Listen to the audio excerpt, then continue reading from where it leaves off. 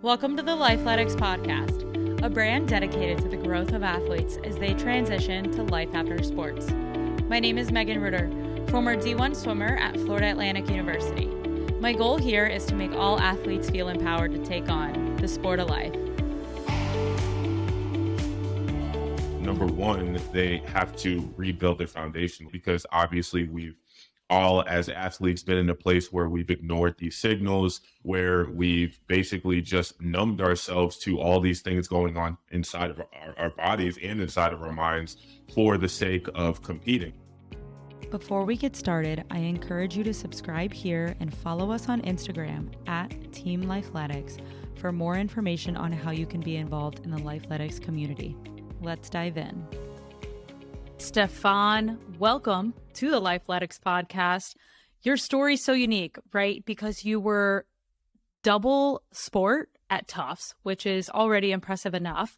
And then you transferred into this world expecting to go to the health community, and you went to personal training, inspiring athletes to be better people, better humans, and better athletes.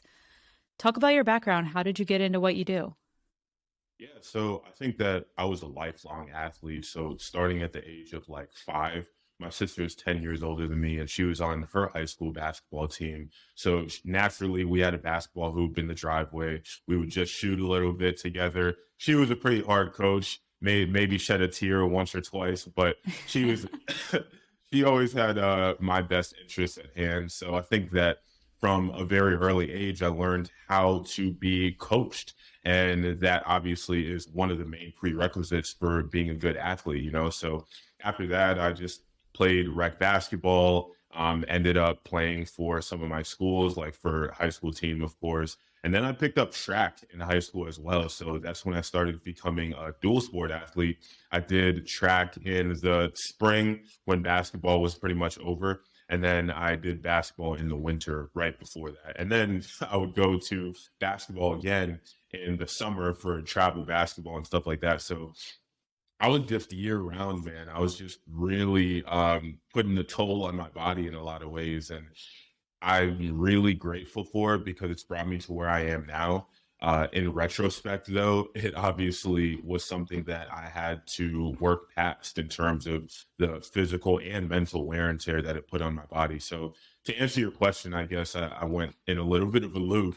I think I got to what I'm doing now in terms of working with former athletes, helping them get back to a previous shape that maybe they once were at, or helping them excel to a new level of performance. I got here because I just really realized that that kind of population really needs this kind of stuff based on their past. Yeah, I mean, you notice that athletes, we've been told what to do. We've had this drive and had this coach for so long, and we leave the sport and we no longer have a coach, and the coach becomes ourself. So you're kind of stepping in as this role, and it seems to be working really well for you. What have you noticed the most with your current clients that they've struggled with as they transfer out of sports? That's a really good question. And I think the main thing is understanding what strategy to implement. Because like we just said, they came from a place of being told what to do for pretty much their whole life, their whole athletic career. And now they're just thrown into the world and they're like, you got to float. You know, so I think that the biggest thing that they don't really know how to do is program for themselves, how to train, how often to train, how hard to train, all these different variables that go into just having a sustainable training program. And I think before that, before you even have a sustainable training program, you need to go back and undo the damage that was done pretty much. So you need to, in a sense, rebuild your foundation from the ground up. So I actually have 3 steps that I use to take people from this place of maybe being in pain and maybe chronically injured, or maybe they're just lost, don't know what to do, or maybe they just want to accelerate to a new level of performance, whatever it may be. Yeah. I use these 3 steps to help them work those things out. So number one, they have to rebuild their foundation, like I was saying. So that means for me, the 3 main areas are your connection to the body, because obviously we've all as athletes been in a place where we've ignored these signals, where we've basically just numbed ourselves to all these things going on inside of our bodies and inside of our minds for the sake of competing. So I think that first we need to reconnect to our bodies to just see what's going on, like see what these different signals are telling us, like the tightness, the pains, the thought patterns looping, the emotional patterns that we may have not really considered. So first of all, reconnecting to that and enhancing our body and mind awareness. Then second, I like to really target the core because a lot of athletes think that they have a really strong and functional core. But as I've dug deep into the research and also just experimentation with myself, I've realized that a lot of us really aren't activating our core the way that it's supposed to. So the way that our body and our nervous system is set up, it will preferentially fire the big superficial muscles like the six pack and like the obliques and those muscles that we're really used to targeting, that we're used to engaging. But our deep core inside, like deeper inside of all that, the diaphragm, pelvic floor, transversus abdominis, the multifidi that lines the spine, all those muscles tend to be a little bit inactive. So that's why I work on the core and get breathing involved with that as well. And then the third area in terms of foundation is the feet. So whether we're wearing like these tiny cleats or clunky basketball shoes, our feet basically lose the ability to support us and act as the shock absorbers that they're meant to be. So we work on some foot and ankle strengthening exercises and reintegrating that into the chain. So that's step number one, is rebuilding foundation. And I'll pause there.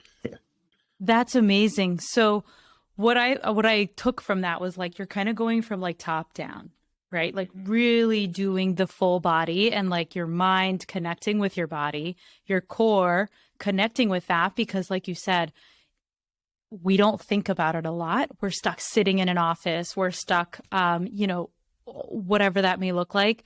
And we don't realize like all we need to do is adjust our posture a little bit and engage our deep core, and our everything will feel so much better. Lower back, all that.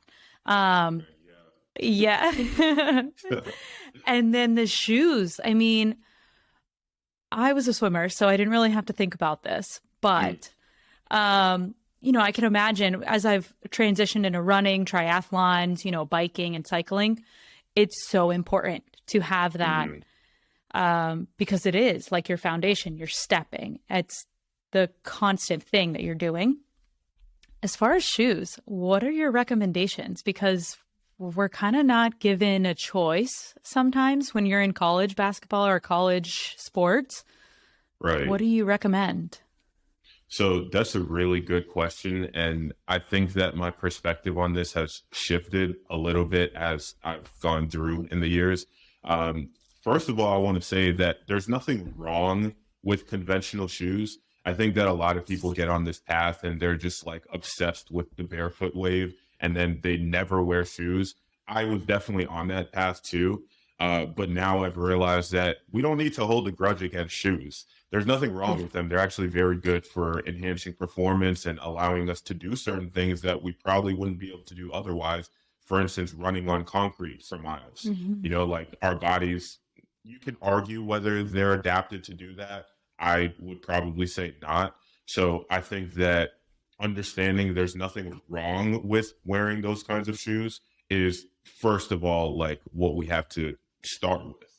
And then second off, I think the problem is that people rely on these shoes and then they allow their feet to get weak and just inactive, because obviously the point of a shoe, a performance shoe especially, is to fit your foot in a certain mold, right?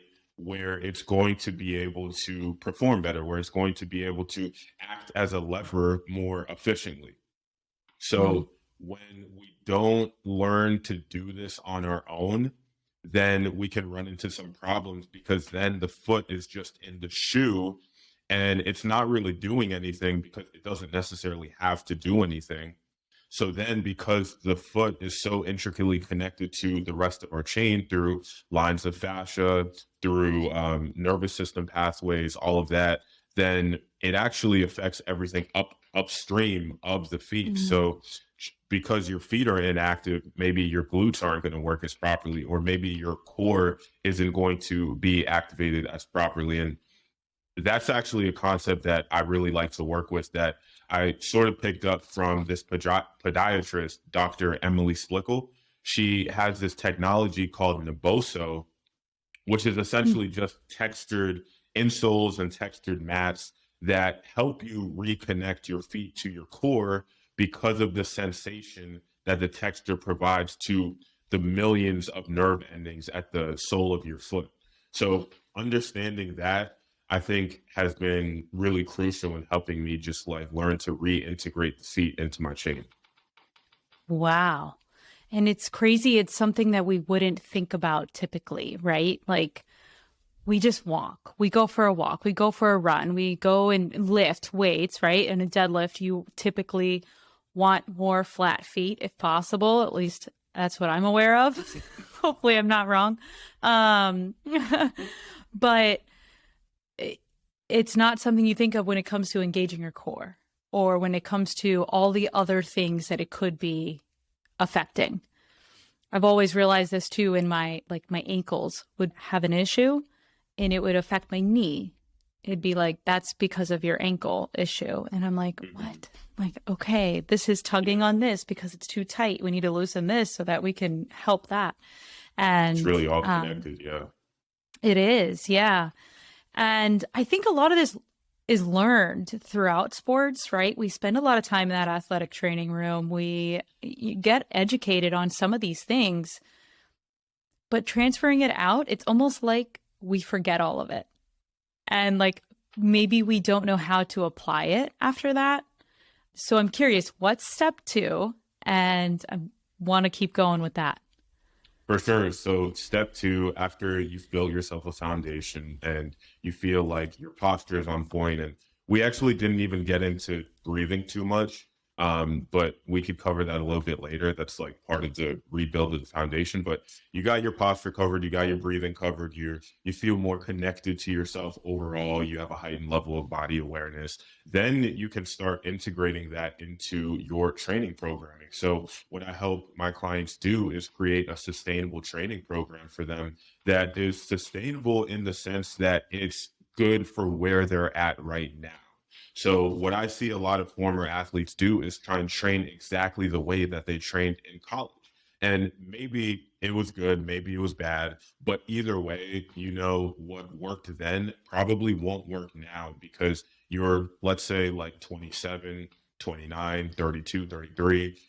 Your body is going to respond differently to the type of stuff that worked well when you were 20 or 22.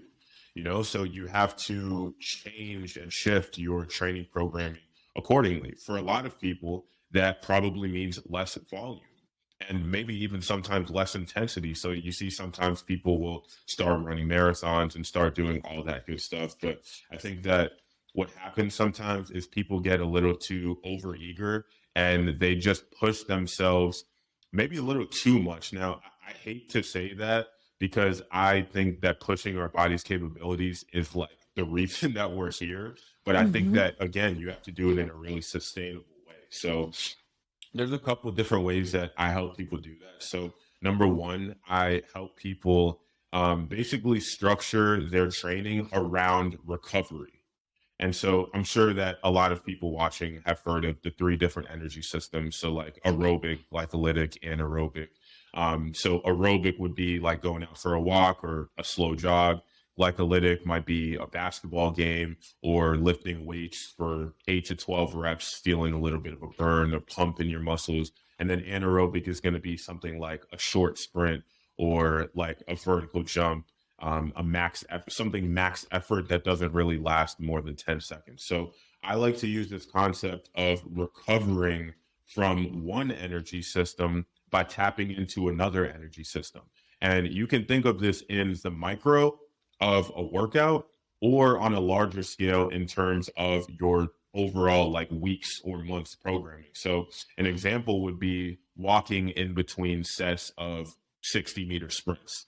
Let's say that walk is going to basically, because you're tapping into another energy system, it's going to help you recover from what you just did in sprinting, the energy systems that you just tapped into sprinting. That's in Yeah. the micro of a workout. And then bigger scale, let's say you have a session where you're going to, let's say you're going to sprint for 60-meter repeats on one day, and then the next day you want to come back and you want to do some plyometric work.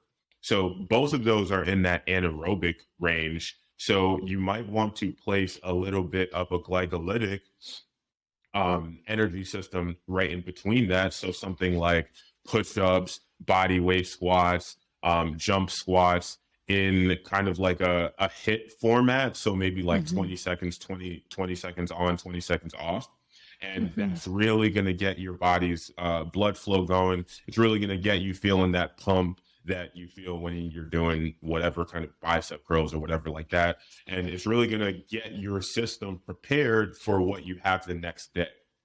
So that's what I like to do in terms of structuring your training program around recovery. And then the second thing that I like to do is recovering while you train. And I think that this is where we can get into the breathing concepts. So this is the main thing that I actually like to work on with people is how they're actually breathing, their breathing mechanics. So all I've ever heard in terms of how to breathe is in through the nose, out through the mouth, right? And so what I've learned is that that's not necessarily the most optimal way to breathe, whether you're trying to perform better or you're just trying to live life better and be healthier and more grounded. You know, so something that I picked up from The Oxygen Advantage, it's a book by this world-renowned breathing respiratory doctor named Patrick McCone, is that the less we breathe, the more efficient we actually are, right? So you look at like somebody who's 200 pounds overweight walking upstairs versus an Olympian walking upstairs. The person who's 200 pounds overweight is going to be huffing and puffing by the time they get to the top of the stairs, whereas the Olympian isn't probably going to be changing their respiratory rate that much. So a lot of us, I don't know, what did you study in college, Megan? Exercise science. So did you ever do any chemistry classes? I did. I can't say I was very good at them. Don't worry, I wasn't that good at them either. But there's a very applicable training or just a principle in general, chemical principle that a lot of us probably went over and completely glossed over it, but it's so applicable to what I'm talking about now in terms of breathing lighter. So do you remember the Bohr effect? Bohre? Or no, Yes. Bohr. Yes. The Bohr Do I effect. remember what it means? No. I remember seeing it. Okay, so I didn't remember what it means or what it could mean for training until I read this book called The Oxygen Advantage. So basically what the Bohr effect tells us is that as our breathing volume reduces, so meaning that the air that we exchange with the atmosphere, that volume of air is reduced and the frequency of which we are breathing in and breathing out is also reduced. Those are the two components of how we breathe, right? As that reduces, it shifts the pH level of our blood. And when our blood pH shifts, then the red blood cells, which are the carriers of oxygen, their job is basically to just transport oxygen from our lungs to our working tissues. When our breath reduces, they actually let go of oxygen at a greater rate. But when we're huffing and puffing and breathing really extensively, a lot of us breathe through the mouth, which is going to create even more breath exchange, oxygen exchange with the atmosphere. That's actually going to create a state in our blood where our red blood cells hold on to oxygen really tightly. And we know that this isn't good for us if we want to be oxygenating the cells that are working, right? So if we actually reduce our volume of air, then we're going to be oxygenating our tissues to a way greater extent. And so going back to what I was saying about recovering while you train, you can actually train your brain to be okay with that change in your blood pH so that you can oxygenate your tissues better. Does that make sense? Yeah, because one thing this made me think of is during swimming, we used to do a lot of hypoxic work, which Hmm. is Hmm. underwater holding your breath basically as long as you can. Right, Um, right. so with this, I always felt this was like my strong suit. I could do it. And it's because I remember popping up at the wall and being able to really focus on my breath and go back underwater.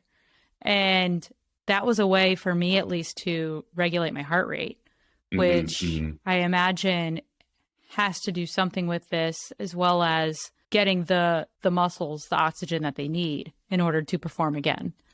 For sure, yeah. And I actually have a question for you. So, did you Yeah. hold on an inhale or hold on an exhale when you would go hold your breath underwater?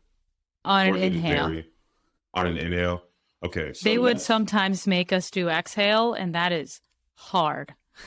yeah, exactly. And so the oxygen advantage, and this is something that I've experimented with too, with running as well. But the book talks about how we're so used to having our lungs filled up with air.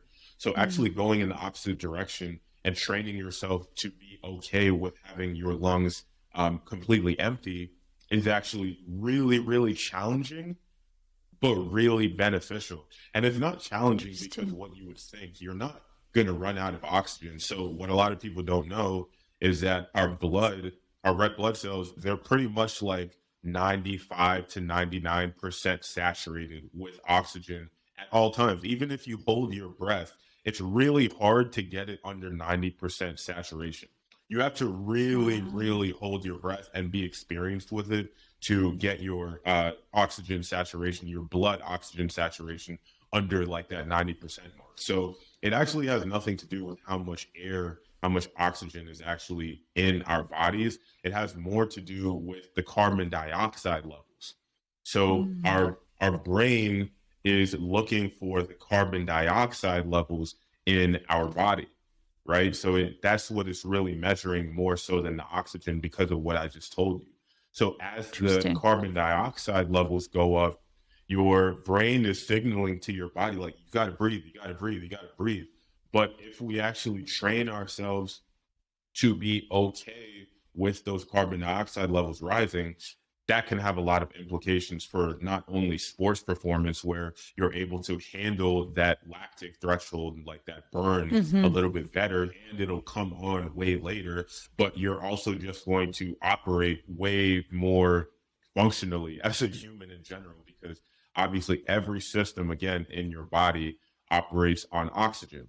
And so when you allow yourself to breathe less, again, like I was saying, the carbon dioxide goes up. That's what is changing the pH in your blood. And so when your pH shifts because there's more carbon dioxide in your blood, then you're going to be oxygenating all of those tissues, all of your organs, your brain, your muscles, whatever's working, whatever needs it at the time is going to be oxygenated better and thus function better. Hmm. So, say there's somebody who their desired workout, a lot of athletes, at least in my perspective, tend to go to the HIIT route, to the group training classes. Yeah. And I personally love weightlifting, and Hmm. I've gotten into kind of triathlons. That's like my endurance side. Hmm. But what can they do even in between like a HIIT workout to try to recover better during their exercises using their breath?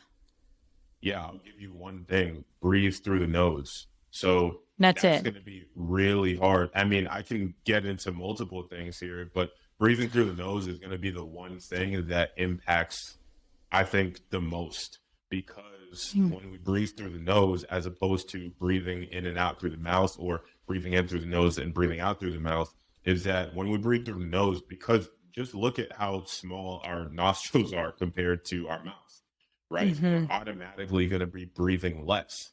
And there's going to be some alarm bells going off in your body when you do this. But I assure you that over time, you're going to acclimate to it really fast, and you're going to improve your cardiovascular threshold over time because you're just training yourself to work with less and just be more efficient in that way. So that's a little bit, that's related to the second thing that I would tell somebody, which is to just breathe lighter, to just simply have the intention of breathing lightly. Now, for Mm. a lot of people, especially when they first start out, just simply keeping the breath to the nose is enough of a stimulus for them, enough of a challenge for them. So don't even need to get into like, hey, breathe lighter. But eventually you want to get to a place where you have a feather under your nose as you're breathing, and that feather is barely ruffled, or Mm. if at all ruffled by your breathing. Interesting. Okay, now what's step 3? I'm so curious. Okay, so step 3 is balancing the yin and yang in your life, including the training aspect of it. So what I mean by the yin and the yang, so according to Chinese theory, there's two equal yet opposing forces in the universe. So this is yin and yang. So it's like hot and cold, or like fast versus slow. It's just a Hmm. spectrum on which things exist. So everything in the world exists on a spectrum, right? So when we take training into account, or we take training and life into account, things that are yin would be things that are more restorative and things that are more just regenerative. So things like stretching, massage, going out for a relaxing walk, things like that are more on the yin side of things. And then on the yang side of things are intense training sessions, like let's say a strength training session, sprint session, or anything like that. And then in terms of life, maybe having a hard conversation with somebody, a really intense work meeting, or what else? Being stuck in traffic. Actually, like if you let yourself get worked up, that can be really yang. So what I like to do with my clients is really make sure that we are balancing both of those things. So I'm actually currently working with this dude named Adam, and he's in tech sales. So could be a bit of a stressful job. And he was a former athlete, so he played basketball in college. And currently he's about like 32 or 33. And he's still playing in all these rec leagues, like these basketball rec leagues. I think he's in like maybe two at the same time. And on top of that, he wants to also strength train and really just get fitter. So what we started to realize was he was getting super burnt out and depleted because he would go from sitting at a desk at work all day and during these work meetings and really just not feeling present and connected to what he was doing, to immediately going on the basketball court. And then after that, he would go right into his training, like his weightlifting or whatever we had programmed for him that day. And we realized, like, hey, Adam, you're really stuck in this yang place. You're really just burning yourself out because you're not giving yourself the opportunity to explore the other side of the spectrum. So we just had a conversation about, like, hey, instead of going straight to the basketball court, why don't you take 10 minutes to just focus on your breathing, or 10 minutes to just do something relaxing, to just like chill before you get on Mhm. the basketball court or before you get into your weightlifting session for the day. And literally came back to me a week later and he's like, oh my God, Steph, like that changed my life. Like that was a really powerful concept for me that I had obviously known intuitively, but I just didn't put into practical use. So I think the Mm. third step is really simple, but a lot of former athletes, especially, just skip out on it because in the past they've been go, go, go. I got to go from this class to that class to this practice and then more classes and then maybe a weightlifting session after that. So it just becomes a real burden on people mentally and physically. And then they end up taking that way of living into life after school. Yeah.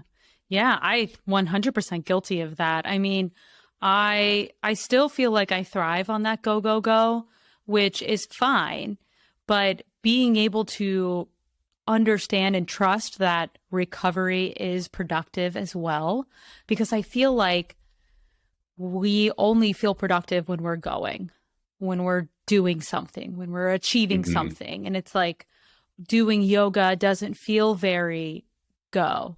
It does. Mhm. Or focusing on our breath feels very just, I guess you could say, boring. Yeah, And but it's so beneficial for the other go that we want to do. So complementing those is huge. And that's awesome that your client was able to put it in practice. We all know it's something we need to do for sure. and see the results just a week later. Yeah, for sure. For sure. I'm interested in like any other clients that you have that their biggest transformation as far as life after sports, really being lost, being down on themselves, not understanding where to go and where they are now. Yeah, good question. So my guy Ranjit, actually, he was a triple jumper back in college, and he came to me because he wanted to, after school, like just get back in shape, and just more than get back in shape, he wanted to just stay in shape. And that's a whole nother topic, whether you can actually maintain, if that's a real thing.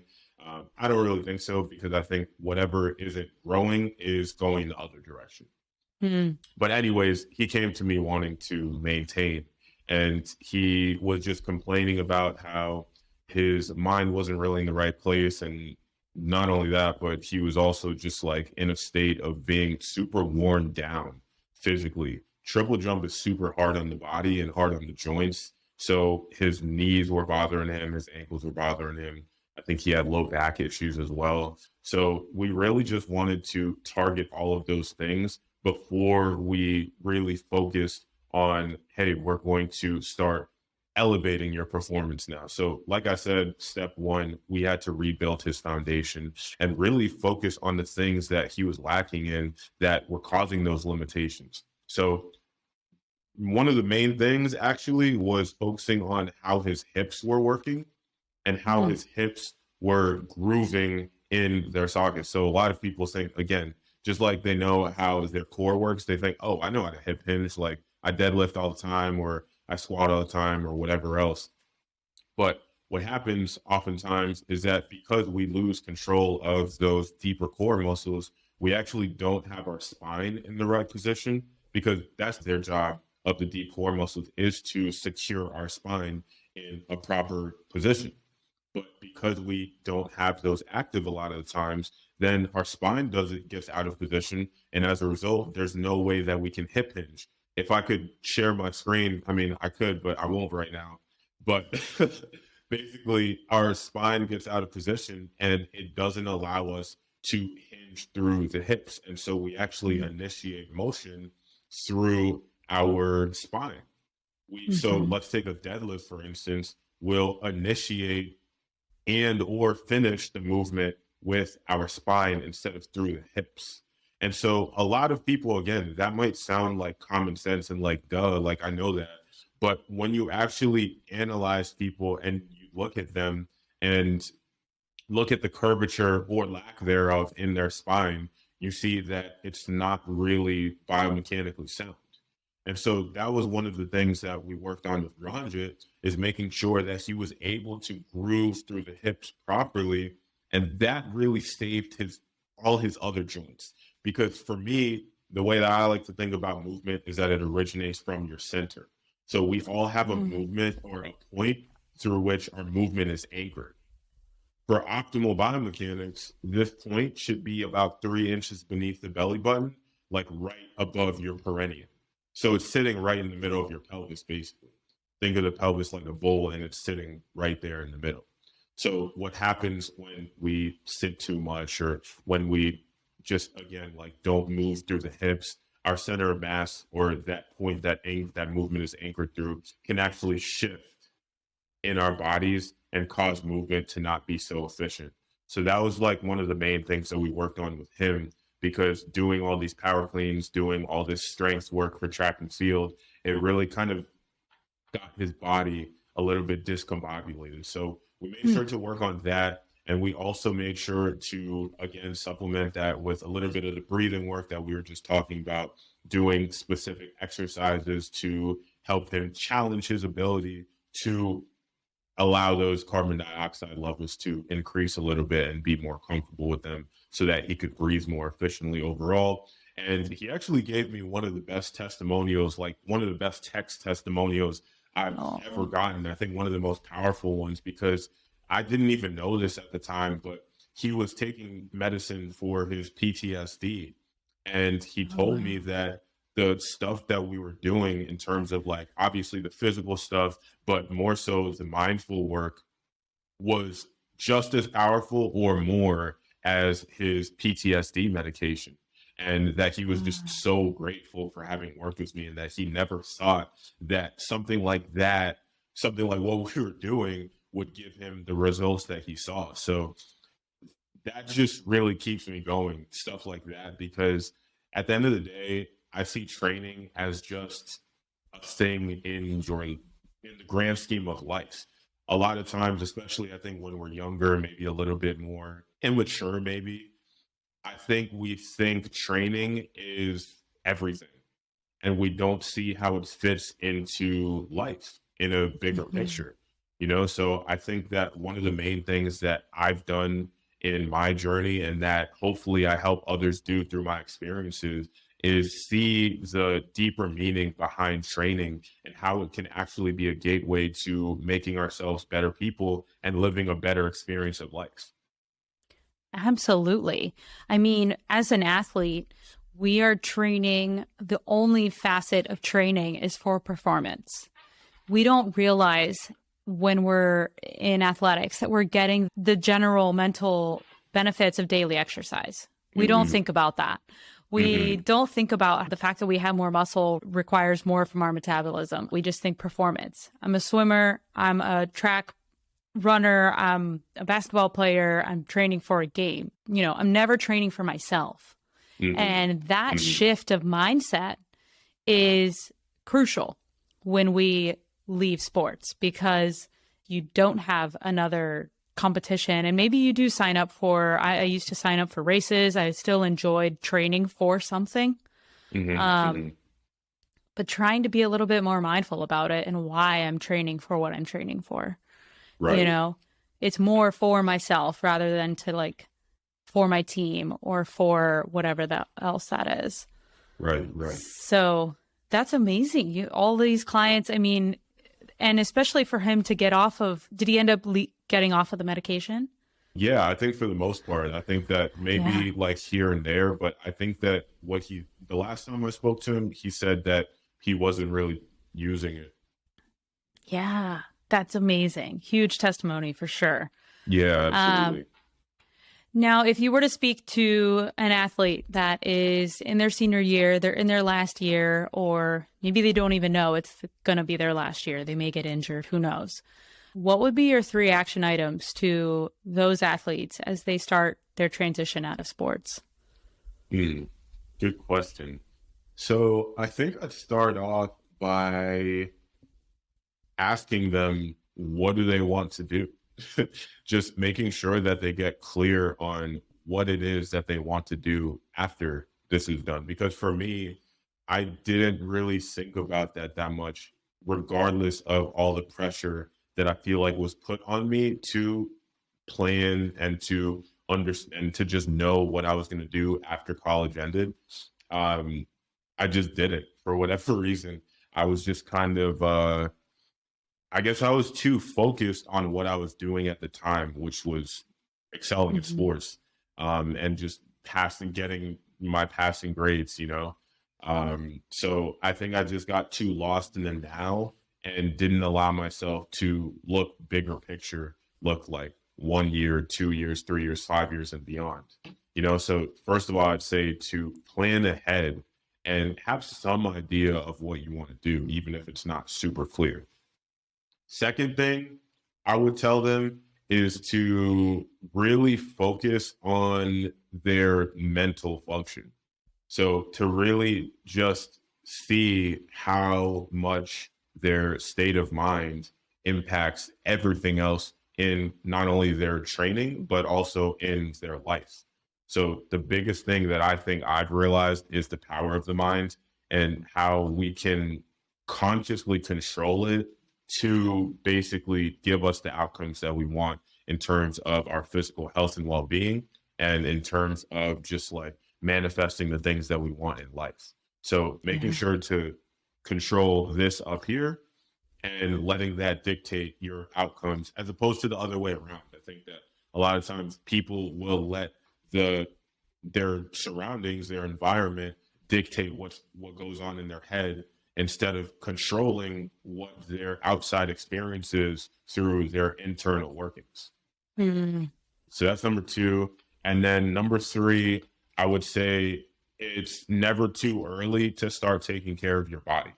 So Mm. what a lot of people do, and what I see a lot of the times when these former athletes come to me, is that they're in a place of being so beat up and so chronically injured and chronically in pain that they are now like, they almost have to take a big step back if they want to be able to correct that and be able to basically continue their performance going down the line and extend their longevity. So I would say don't wait so long before you start to do the things that you know are good for your body. Because at the end of the day, we all Mm. know what's good for it.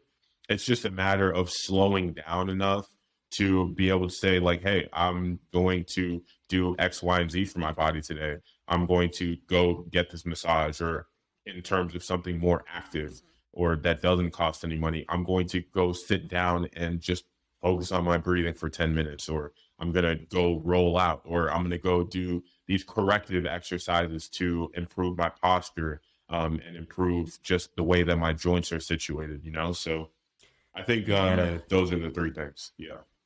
I love that. That was amazing. And that last one, it's kind of some of those things you may have to get curious on, because it's one of those, we don't know what we don't know, and we don't know what will be making us better, especially when it comes to the corrective spine exercises, things like that. So getting curious about, hey, I have back pain. Like, YouTube University is literally free and has so much Mhm. information on it. Now, I will say that with grace, because there's also a lot of not great information on it. However, still take it in, get books that are recommended. And also with nutrition, I think we neglect that so much, especially in college. I'm going to the cafeteria, I'm eating whatever I want because I think I can, because I'm in Mhm. sports. And I realize now that it's the actual opposite. Like, I should have been feeling way better than I was back then, and even now, to get the outcome that I wanted. Mhm. And yeah, so just diving into all that information, and like you said, taking the time to slow down and trust that this is productive. It's Yeah. really hard. For sure. And I think to add to that a little bit, in terms of this information overload that's going on, obviously there's the Google ebooks, there's YouTube videos, there's articles, there's so many things going on. I think that it's our job as the consumer of this information to pick apart the principles that are consistent within everything. Because once we understand the principles are basically the universe's automation system. So once we can understand those principles for the given things that we want to get better at, or the things that we want to learn, then we can basically learn for ourselves and experiment on our own, and even come up with our own modalities and our own exercises, so to say, for the things that we want to get better at, you know? Absolutely. Stefan, this was so valuable. You are a wealth of knowledge. And honestly, I just want to acknowledge you for the energy that you bring to this conversation. And I can tell how passionate you are about this topic, about helping people, about really just spreading the information of being better people and how to do that through athletics and through exercise. So thank you for everything you're doing. Thank you for spending time with us. And I hope we get to see more of your stuff. And if anybody wants to reach out, is Instagram the best way? Yeah, Instagram is really good. So air, like what we breathe, and Duvivi honestly. Love it. Awesome. I'll link it down below. And also, I'll link those books that you recommended as well. Hmm. Hopefully, if anybody feels compelled to dive into those awesome books, I hope that I get to. I'm not the best book reader, but I feel I that. think, yeah, but maybe ebook or audiobook is always good. It's like listening to another podcast. So, Exactly. well, thank you so much. Absolutely. Thank you, Megan. Well, that's a wrap. Thank you so much for listening to another episode of the Lifeletics podcast. I invite you to leave any feedback in the review section so we can continue to better our content. If you enjoyed today's episode, don't forget to hit the subscribe button for more. It helps us more than you know. See you next week.